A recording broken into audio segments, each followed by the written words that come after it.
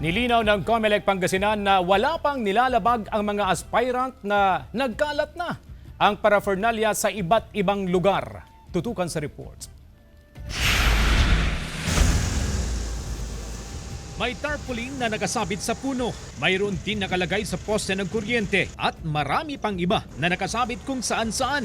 Pagpapakilala raw ito ng mga aspirant para sa 2025 midterm elections. Sa nakalipas na eleksyon, may binuong kontra-EPAL committee ang COMELEC na layong i-monitor ang aktibidad ng mga aspirant. Pero nilinaw ng komisyon na sa ngayon, walang nakikitang paglabag ang mga may-ari ng mga naglipa ng poster.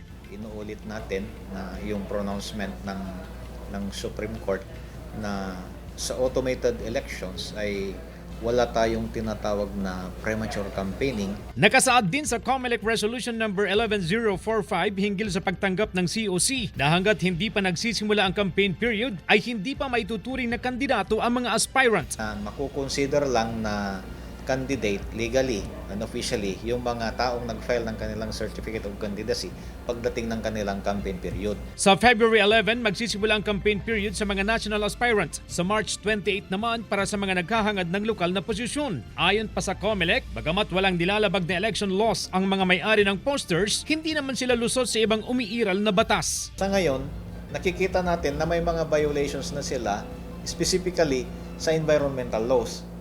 Nagpapako sila ng posters sa puno.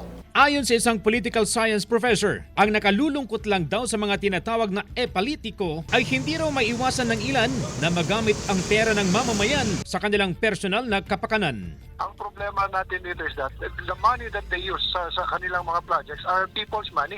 Ang analysis natin dyan is kung ginagamit mo ang people's money to implement those projects, responsibilidad mo yan bilang isang nahalal na leader ng inyong lipunan.